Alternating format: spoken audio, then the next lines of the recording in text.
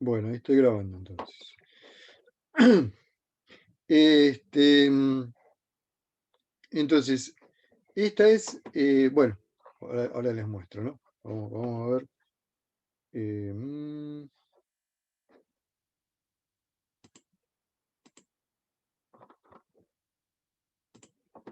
Acá. Eh, Imagínense que primero analicemos esta parte. A ver, digamos, eh, yo tengo distintos valores de L, donde L sería un insumo variable.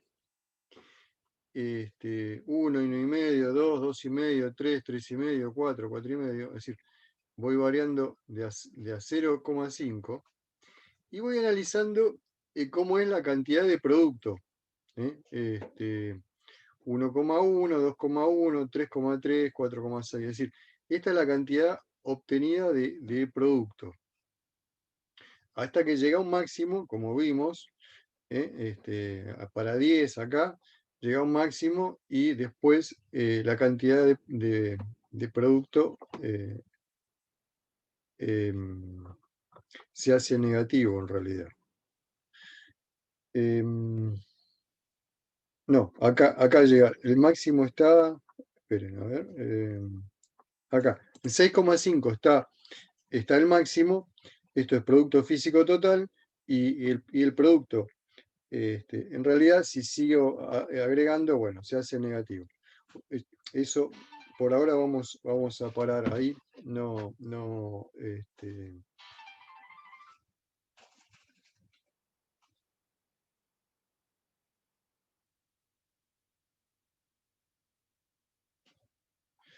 bueno, no avanzamos. Pero bueno, acá tenemos el máximo. Bueno, ahora, esto es para un determinado nivel de capital, ¿no? Que acá está simbolizado con capital nivel 1. Ahora, si yo incorporo más capital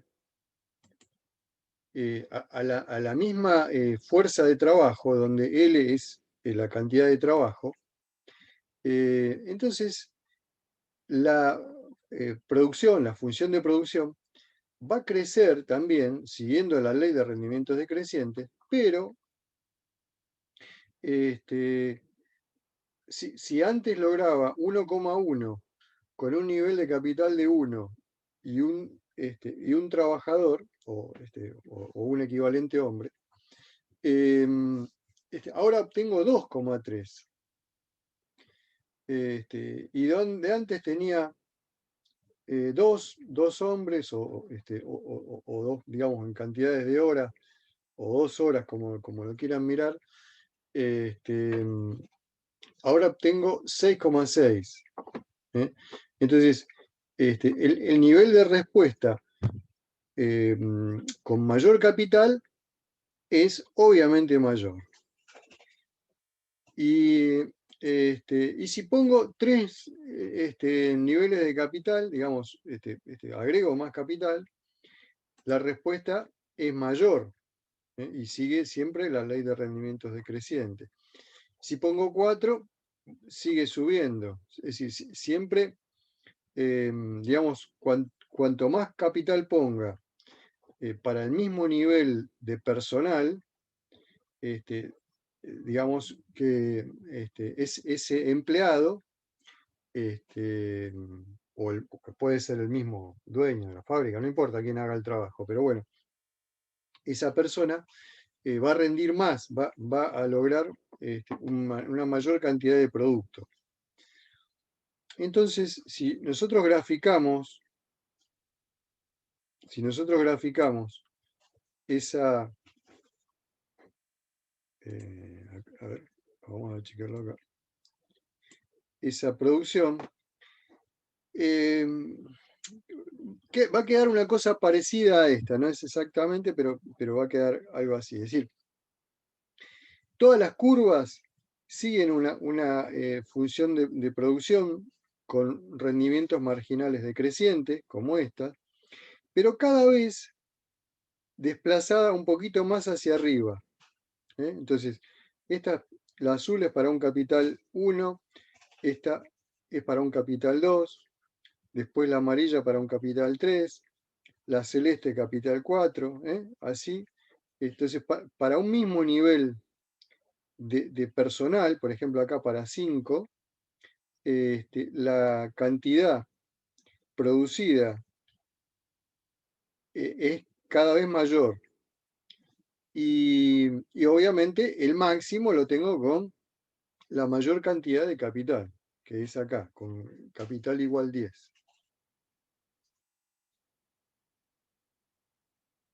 Bueno, ahora,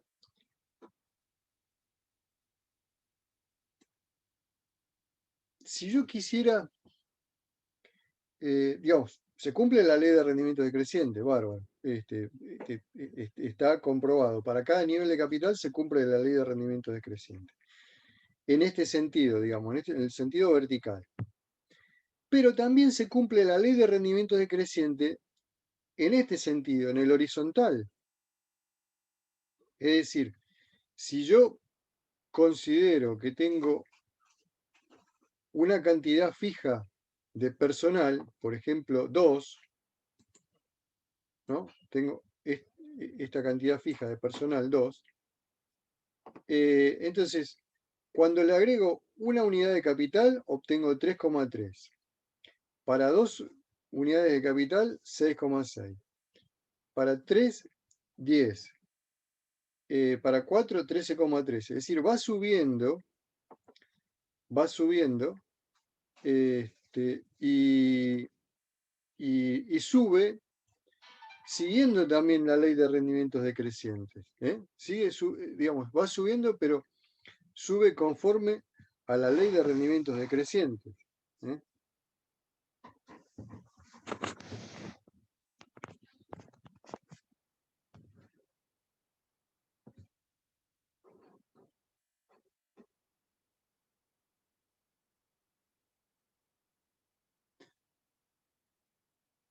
Bueno, un segundito, ¿eh?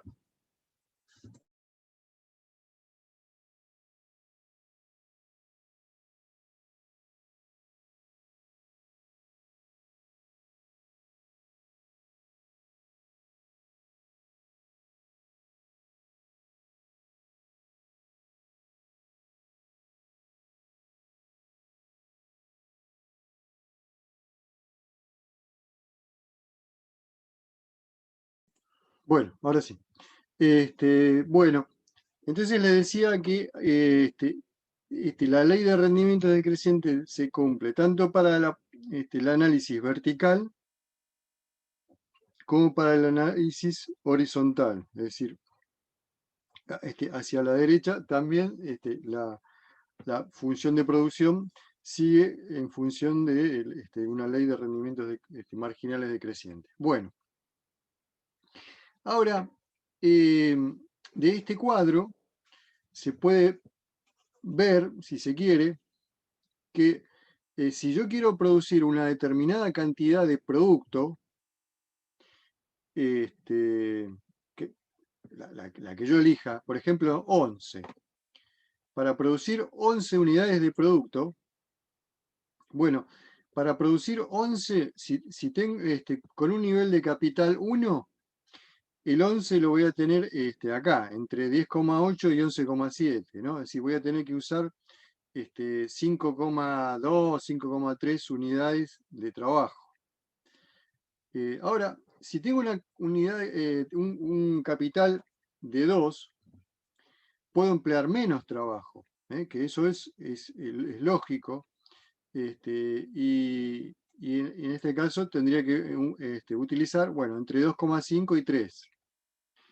Y si tengo un nivel mayor de capital todavía, 3 por ejemplo, ese valor de 11 lo voy a encontrar entre 2 y 2,5. Y para 4, entre 4, el 11 lo encuentro entre 1,5 y 2. para 5 también muy, muy cerquita del 1,5, ahí sería 1,5 prácticamente. Y para 6 estaría entre 1 y 1,5. Y para 7 también entre 1 y 1,5, pero más cerca del 1. Es decir, cuanto más capital agrego, menor es la cantidad de dotación de personal que tengo que poner para la misma cantidad de producto, para lograr la misma cantidad de producto. Entonces, acá tienen un abanico de posibilidades y de producción, digamos, técnicamente pueden producir con cualquier combinación, pero lo que estudia la economía dice, bueno, a ver, de todas estas posibilidades, ¿dónde me conviene producir? ¿Usando más capital que trabajo, usando más trabajo que capital? Y de todas las combinaciones, ¿cuál es la mejor? ¿Cuál es la mejor? Entonces, si yo les muestro esta información solamente, ¿ustedes podrían decir cuál es la mejor?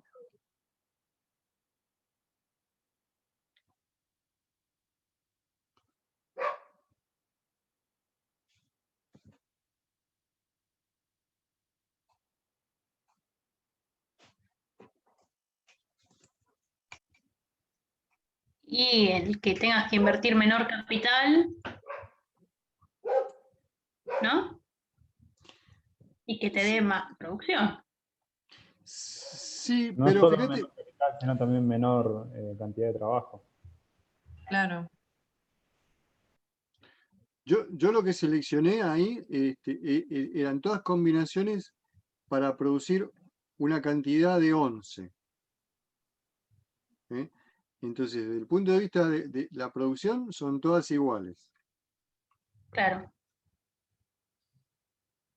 Algunas tienen más capital y menos trabajo, y otras más trabajo que capital. Pero, por ejemplo, ¿no? Sí, Yo tomo el capital 3, sí, ¿sí? sí. Digamos, el mayor beneficio va a ser, capital 3 va a ser con 6,5 horas a 7,5, porque ya después la producción me baja con 3. Y habría que analizar uno por uno y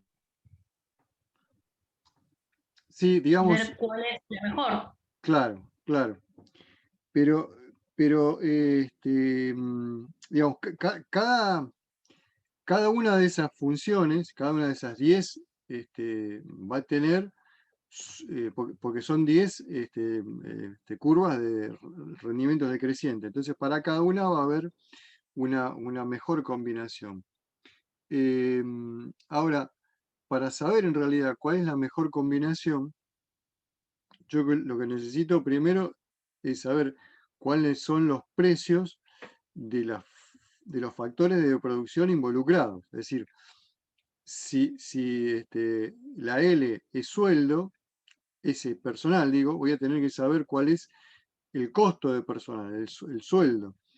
Y el capital, bueno, voy a tener que saber cuál es el costo en capital que requiere, o el costo directo de ese producto, ¿no? Entonces, porque puede suceder que el capital sea relativamente barato y lo que sea caro sea el personal, es decir, el personal en sueldo, entonces me conviene producir con esta tecnología, es decir, con un empleado o 1,5 y con el máximo posible de capital. ¿eh? Imagínense, qué sé yo, si están no sé, en Suiza, en Alemania, y tal vez el capital es barato, relativamente barato, y bueno, y lo que es caro es el jornal, el sueldo. Entonces voy a tener que producir usando esta tecnología. Amílcar, Y acá sería al revés. Claro, y acá sería al revés, es decir, acá es caro el capital Pagar es más barato. y es barato el sueldo. O digo, acá, o si no, sin meternos acá, en China o en India, me va a convenir producir con mucha mano de obra y poco capital. Y produzco lo mismo, es decir, tanto en Alemania como en China voy a producir 11. Pero la forma de la producción me la va a determinar los costos de producción de cada uno de los factores. En este caso dijimos, bueno, trabajo y capital. Sí, sí, Belén, dale. sí, así como está planteado el ejercicio, sea como sea, siendo 6,5 personas o 6,5 horas, todo, como que el máximo beneficio lo tenés ahí, independientemente de cuál sea el capital, porque después como que desciende la producción. Pero lo que pasa es que no sabes cuál es el máximo beneficio. Hasta que yo no te diga cuáles son los precios de los factores de la producción, trabajo y capital en este caso, no vas a saber cuál es el máximo beneficio.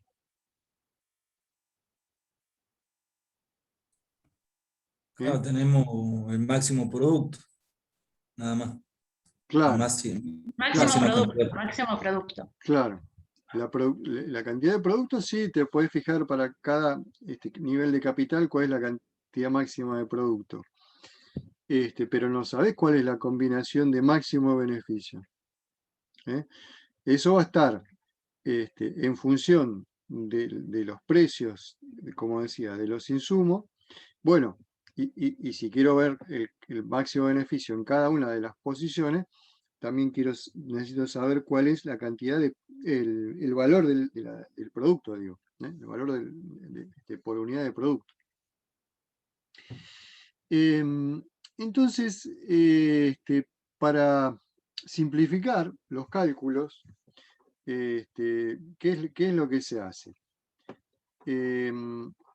Se hace algo así, es decir, se trata de encontrar para cada,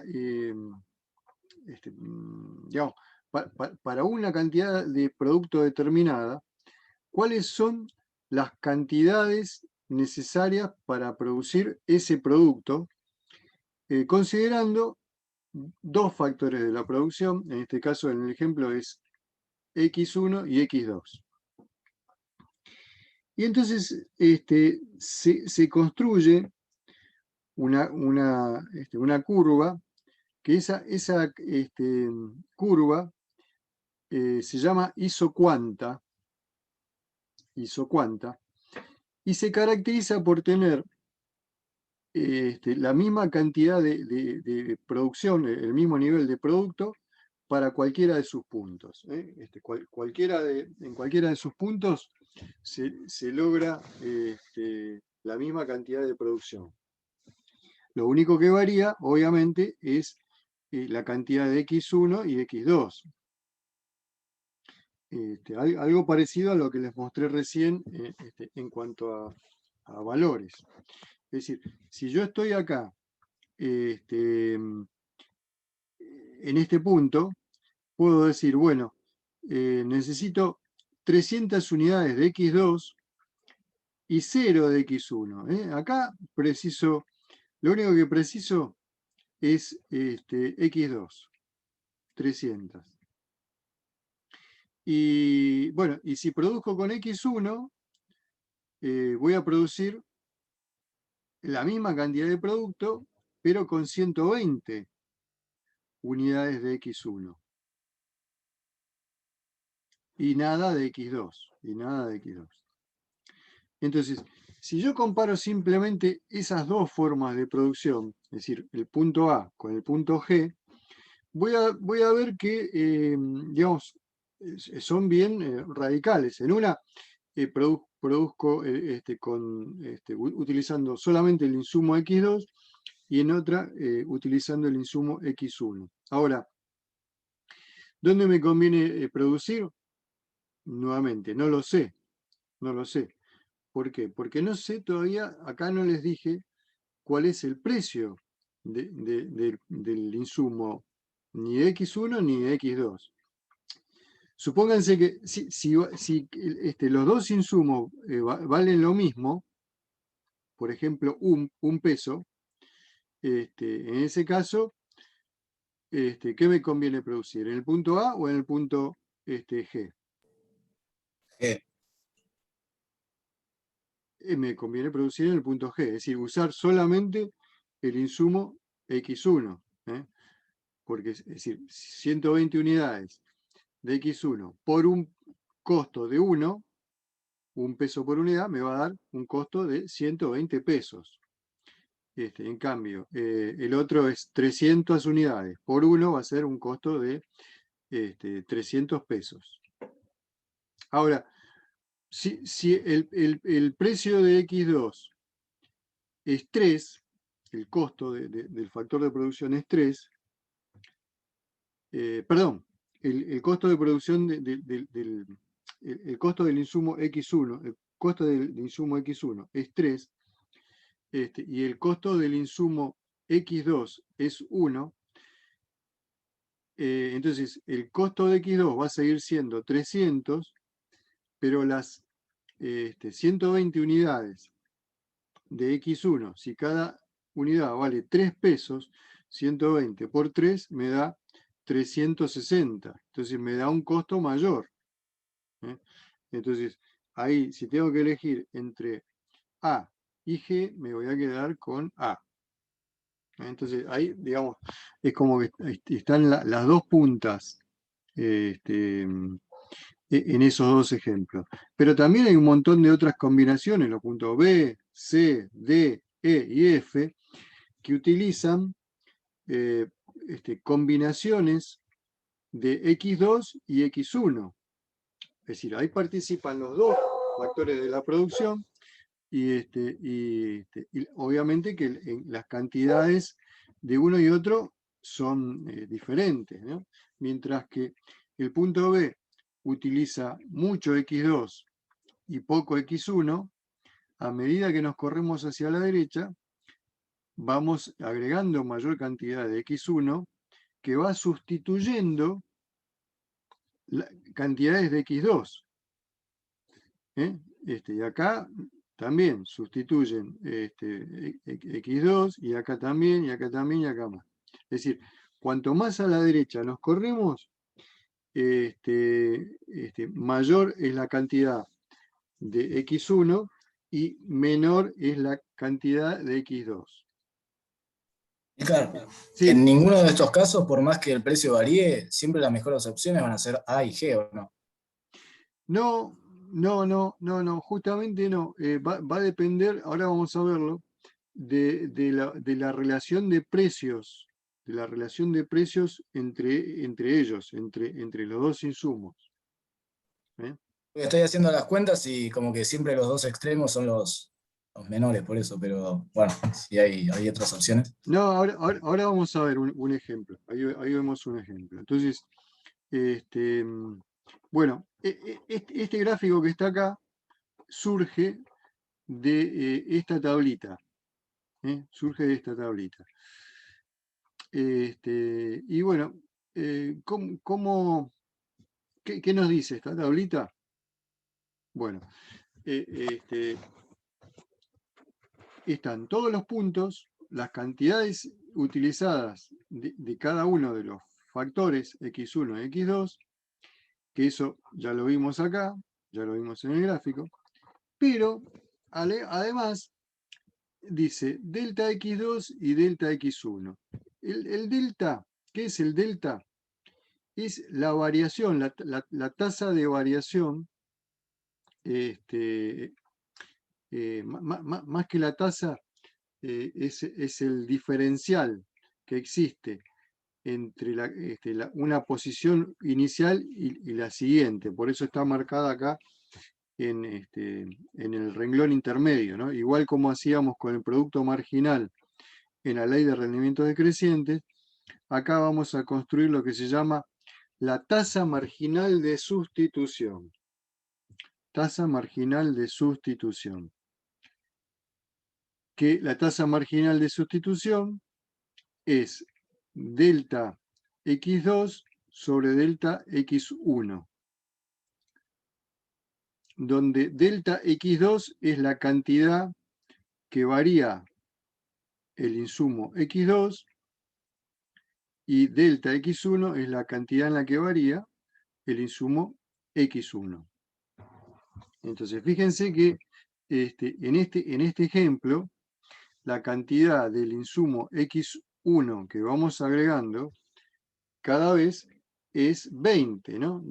Pasamos de 0 a 20, de 20 a 40, de 40 a 60, 60 a 80, de 80 a 100 y de 100 a 120. Es decir, siempre el incremento es de a 20. 20 unidades, 20 unidades, 20 unidades, 20 unidades, 20 unidades y 20 unidades. Pero esas 20 unidades van reemplazando a una cantidad de x2 cada vez menor. Es decir, la primera vez que se usa el x1, hay un reemplazo de 140 unidades de x2 por 20 unidades de x1. Por lo tanto, la tasa marginal de sustitución me da 7. Menos 7, bueno, el signo va a ser negativo porque en este caso hay una reducción, ¿no? Pasa de 300 a 160. Entonces eso da menos 140. Acá pasa de 160 a 100, es decir, se reduce la cantidad del insumo utilizado, se reduce en 60 con estas 20. Entonces la tasa marginal de sustitución da 3. Para el siguiente paso del CAD, la tasa marginal de sustitución da 2, porque la cantidad de delta x2 que se reemplaza es 40 por 20, 2. Acá se reemplazan 30 por 20, 1,5. Y acá se reemplazan 20 por 20, digamos. Fíjense cómo cambió, ¿no? Cómo fue cambiando. En estos niveles, cambié 140 unidades de x2 por 20 de x1. Y acá cambié 20 de x2 por 20 de x1. Entonces la tasa marginal de sustitución me da 1. Y en el último tramo, lo que reduzco de delta x2 es 10 nada más. Por 20. Siempre la cantidad que voy sumando es 20. Por lo tanto, la tasa marginal de sustitución es 0,5. Entonces, bueno, ¿qué obtengo con esto? Digamos, ¿para qué me sirve todo esto? Bueno, me sirve porque veo que la tasa marginal de sustitución es variable. Es variable. Entonces, aunque todavía no tengo la información de precios, yo sé que en algunos de esos puntos va a ser más conveniente producir en relación a otros, porque digo, fíjense acá cómo cae la cantidad de insumo utilizado, cómo abarato costos, porque simplemente agregando 20 unidades de X1, reemplazo a 140 unidades de X2, ¿no? Eso es cuando pasa de A a B, acá, ¿no? En este tramo. Agregué 20 de X1 y me ahorro 140 unidades de X2. Entonces, seguramente este paso es conveniente, ¿no? Porque, digo, tendría que haber una gran distorsión de precios para decir que es decir, el precio de X1 tendría que ser más de 7 veces mayor que el precio de X2, para que no se justifique. ¿Se entendió eso que les dije? Si yo, por cada un insumo de X1 agregado, me ahorro de 7 unidades de X2, ahí me conviene agregar X1, a menos que el precio de X1 sea más de 7 veces más caro que el precio de X2. Si es menos de 7, me conviene agregar X1 para reemplazar X2. Ahora, el siguiente paso es que con 20 unidades de X1 reemplazo a 60, es decir, la tasa marginal me da 3. Entonces, en este caso ya digo, bueno, tengo que ver cuál es la relación de precios entre los insumos, porque si es mayor que 3, no me va a convenir dar este paso. Ahora, si es menor que 3, sí me conviene. Entonces, y con cada uno de estos pasos, digamos, yo analizo dónde está la relación y veo si me conviene o no me conviene.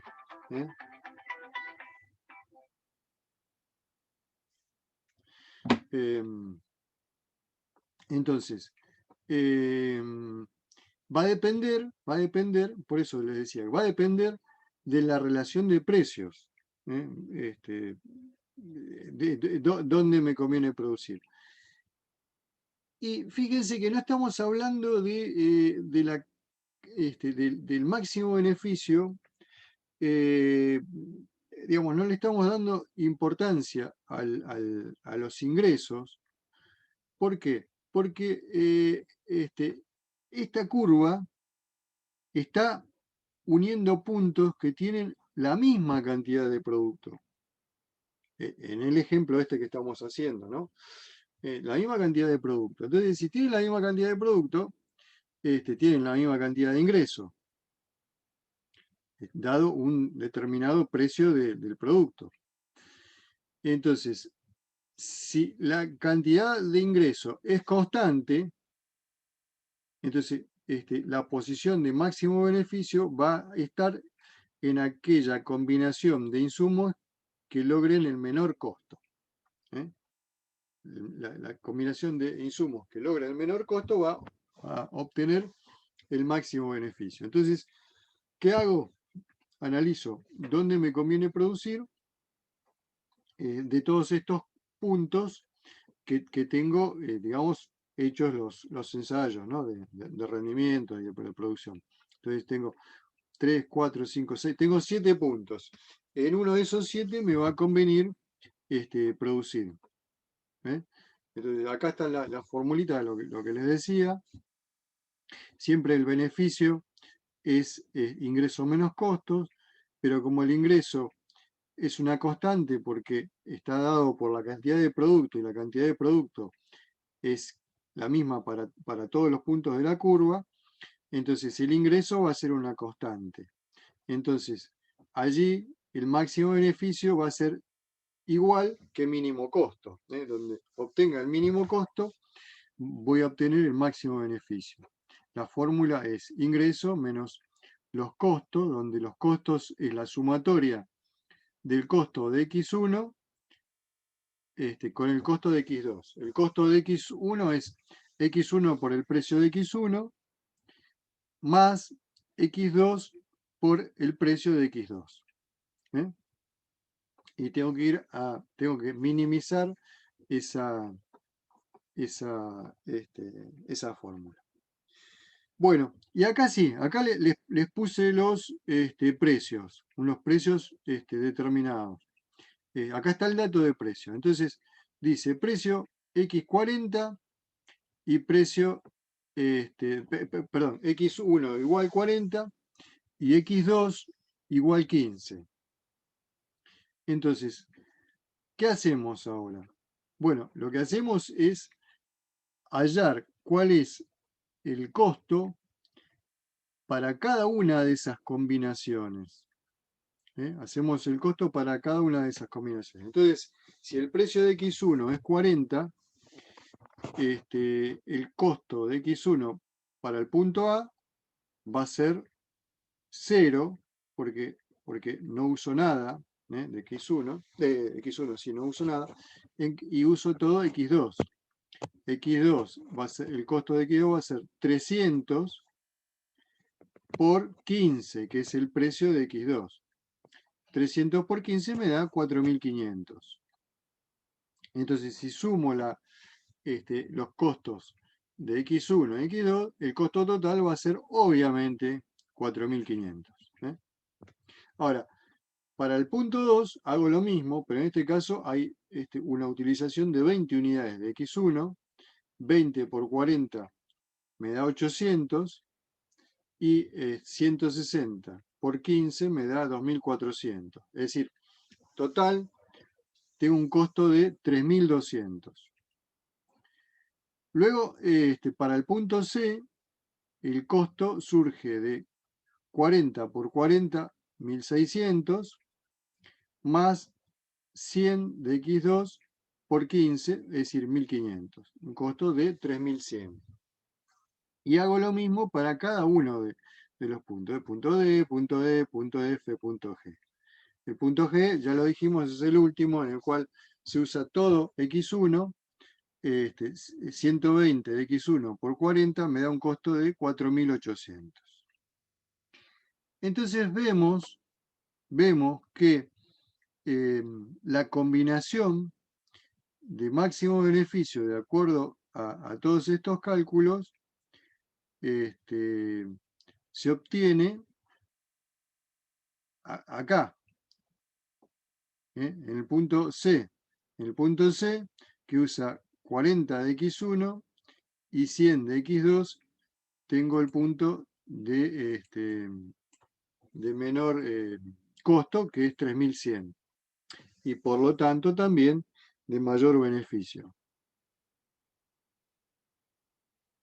Ven como para cada combinación es diferente el costo. Y ves también, Guillermo, que en este caso, con estos precios, justamente los puntos A y G, que eran los más alejados, digamos, son los más caros también. Son los más caros. Sí. Son los más caros.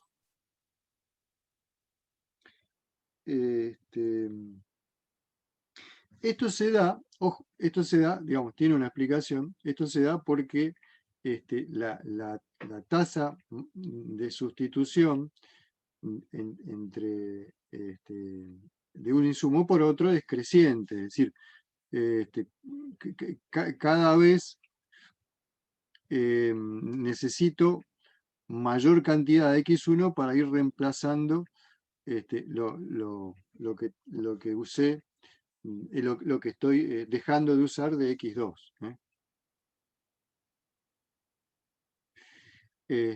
Bueno, y si hago la relación que hoy les decía, yo veo que 40 dividido 15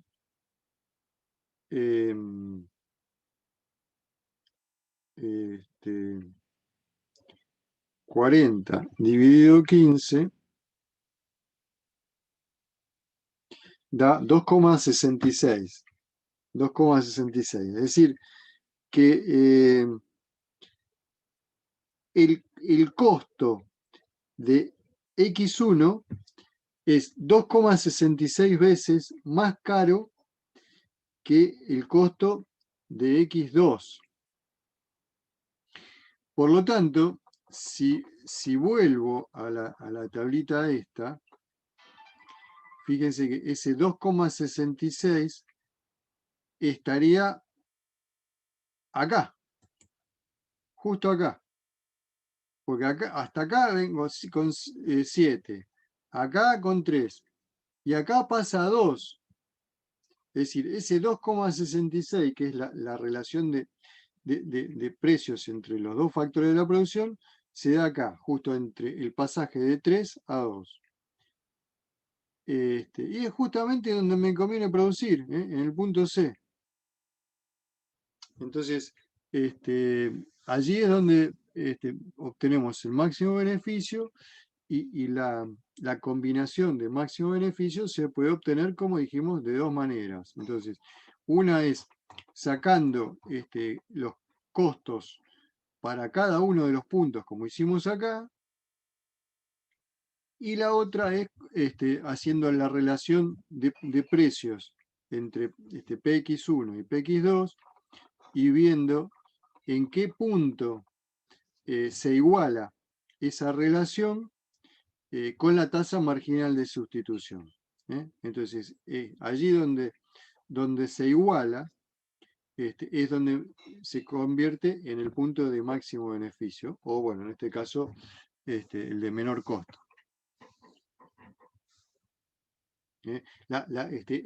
Hecho de las dos maneras, da lo mismo, sea por igualar la tasa marginal de sustitución con la relación inversa de precios, o trabajando con los costos, ¿no? Acá está un poco lo que yo les decía.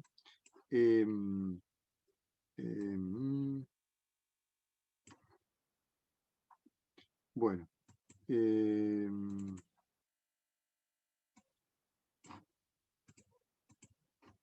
Ahí está.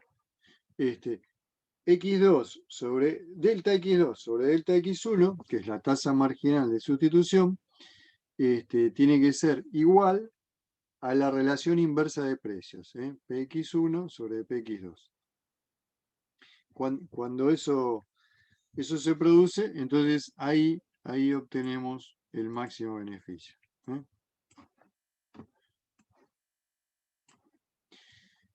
Bueno, hay una solución gráfica también que se las comento porque tiene que ver con el método. Ahora les voy a pasar un ejemplo para que hagan también. Que tiene que ver con el método, que es que fíjense que la curva esta tiene esta pendiente, ¿no? Es decir, entonces, la pendiente no es uniforme, obviamente. Acá hay una recta. La recta sí tiene, todos los puntos de la recta tienen la misma pendiente, pero en esta curva que veíamos recién, en cada punto de la curva hay una pendiente diferente. Entonces, la solución gráfica se encuentra cuando la pendiente de los precios, que es la relación de precios que hay entre el precio de X1 y el precio de X2, que es constante porque es una, ya les digo, formarían una recta, se iguale con la pendiente de la curva. Y allí entonces se cumple que la tasa marginal de sustitución es igual a la relación de precios. Que la forma gráfica de hacerlo es, trazar una curva, una recta cualquiera de costos en cualquier lado, acá, en cualquier lado, para un costo determinado. Uno dice, bueno, yo tengo un presupuesto de 1000 o de 10.000 o de 40, no importa. Y bueno, ¿cómo hago para a cuántas unidades de X1 representan y a cuántas de X2 o a qué combinación de X1 y X2 puedo comprar con ese monto? Entonces, tiro una recta, después esa recta que me cayó en cualquier lado, obviamente, la desplazo en forma paralela y en el punto en que esta recta toca, es decir, es tangente a la curva en un punto, allí va a ser la combinación de mínimo costo, porque el costo baja hacia abajo y hacia la izquierda el costo baja. hacia arriba y hacia la derecha, el costo sube. Entonces, yo lo que quiero es producir con el mínimo costo. Entonces, busco que esto baje, baje, baje, baje. Es decir, si baja mucho, no va a tocar la curva. Entonces, quiere decir que esa combinación de insumos no sirve para producir los niveles de producción que quiero producir. Entonces, tienen que cumplirse las dos cosas. Un mínimo costo y que toque la curva. Y va a tocar la curva, en este caso, en el ejemplo, en C, ¿no? En el punto C, como veíamos. Entonces, acá está resuelto y es la misma combinación que encontramos recién, pero resuelto.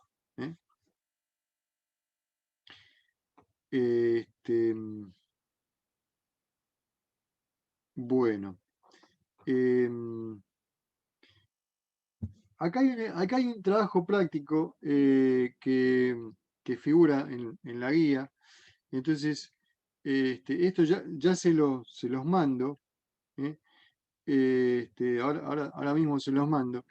Y tienen los datos de la cantidad de alfalfa y de maíz que se usan como alimento para una ración de engorde de terneros, ¿no? Entonces, lo que se quiere llegar es a cuál es la ración de mínimo costo, considerando que son todas posibilidades de producción que logran la misma ganancia diaria, es decir, 900 gramos por cabeza por día.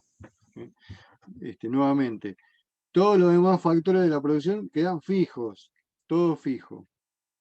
Y también dejamos fijo la cantidad de producto, que en este caso la cantidad de producto es los kilos de carne ganados, ¿no? De ternero por día, que son 900 gramos por cabeza.